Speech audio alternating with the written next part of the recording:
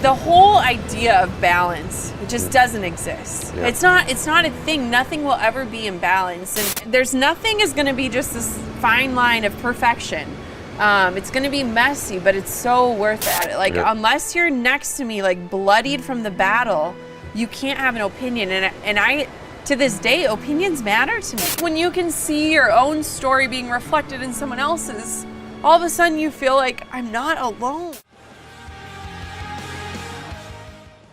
You have this massive army of women that follow you. What are the things right now that you get asked the most? Like, what are women struggling with the most as it relates to their life, becoming an entrepreneur? Like, there's lots of there's lots of women watching and listening right now. What are they saying to you? This is what's on my mind all the time. This is what's bothering me. What is it? I think right now my heart is so much in the motherhood and career mix, and I think that is such a hard place to be.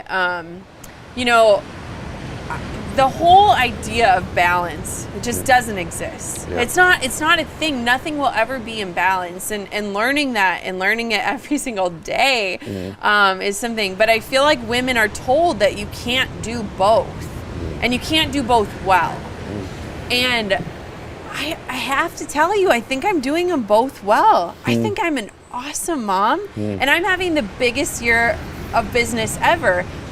And I've only worked a couple months part-time. Wow. And I think what it is it's presence, and it's creating space for presence. So when I'm with my daughter, I'm with her. And when I'm working, and trust me, I think it's been the hardest trying to figure out, recording in a closet tells you, like, it's freaking hard to figure out what that looks like. But I think there's this message that you're less than either way. And I had a lot of fears going into becoming a mom. Even with our 3-year struggle, I thought, is something wrong with me? Like, am I meant to do this? Because I was worried that I'd be held back. I was worried about sharing my husband. I was worried about so much. And I want women to know that, like, you can do both. And there's nothing is going to be just this fine line of perfection.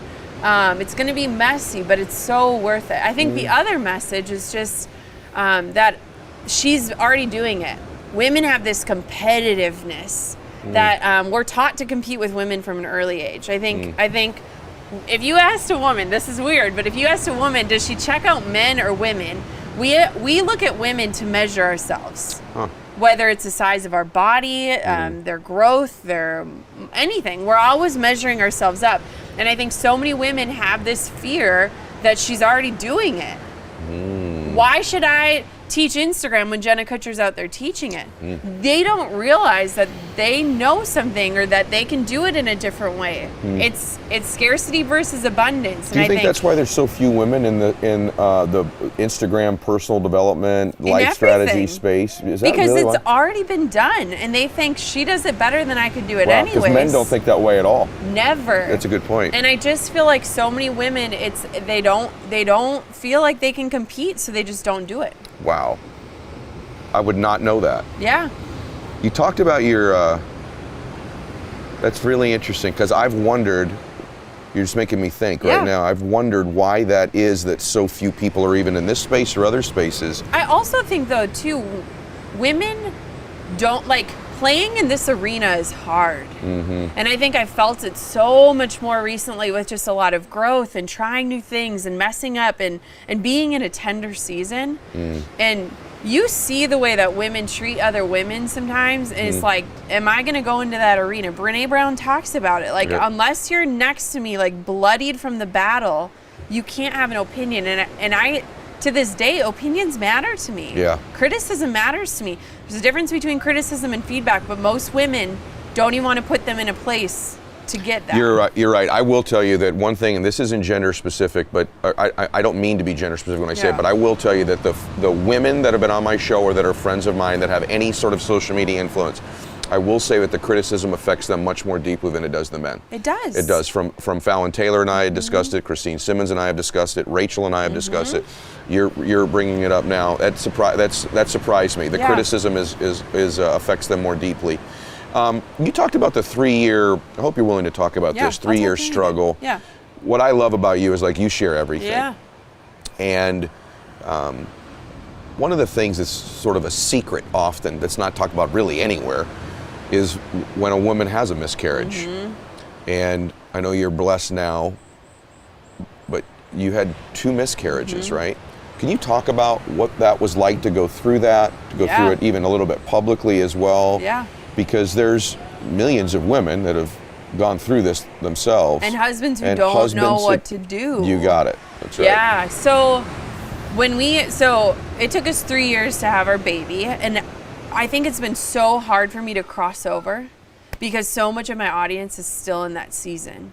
And it's been really, like, I'm just so empathetic to what that feels like, where it's like, I mean, it just like holds me back sometimes of like sharing my joy, because I'm like, I know where you are and this sucks.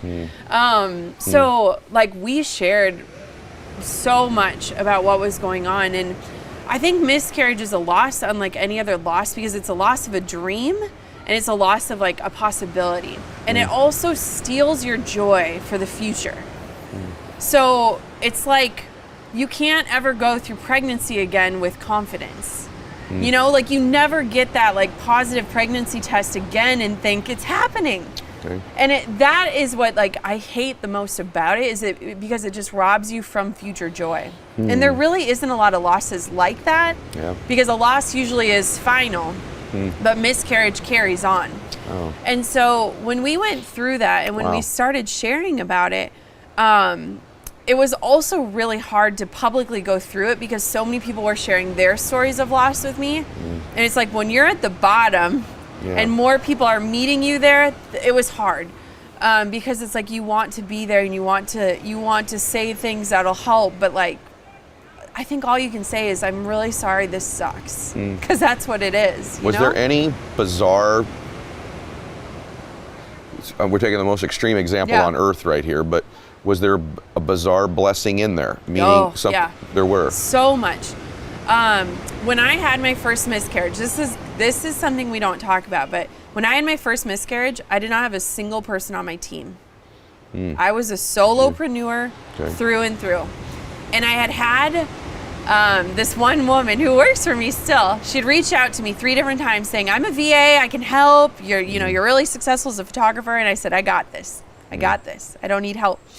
And I was all of a sudden crippled with grief for the first time in my life. And I realized if I stop, money stops, business stops, it's all gone. And I realized I was trading my time for money.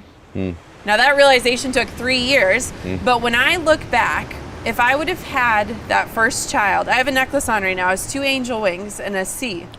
If I would have had that first child, I would have never grown to this, because then the second time we got pregnant, I was like, what do we want our lives to look like? The first pregnancy, I was trading time for money. I was shooting 30 weddings a year. My husband sold wine, so he was stocking shelves 9 to 5. And I realized if we have this baby, like we're not going to be able to be there. After our second loss, I just buried myself into work. I was so mad at God. I was so mad. I was like, I did the work. I showed up. I helped others. I answered your call. I did this. I already went through this. What? I could see the purpose in the first one, and I couldn't see it in the second one. I was just like, what? Oh, like, what did I do wrong? And then it was just like, is this going to keep happening? Like, is this it? It's not. It wasn't it, but it felt like it. It was like, come on, God, what did I do?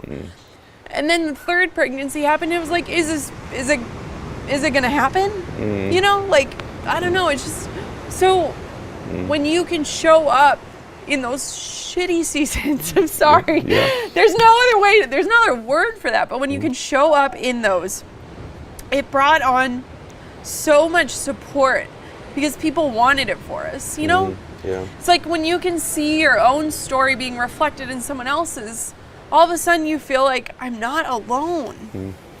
I think our world just needs that, you know?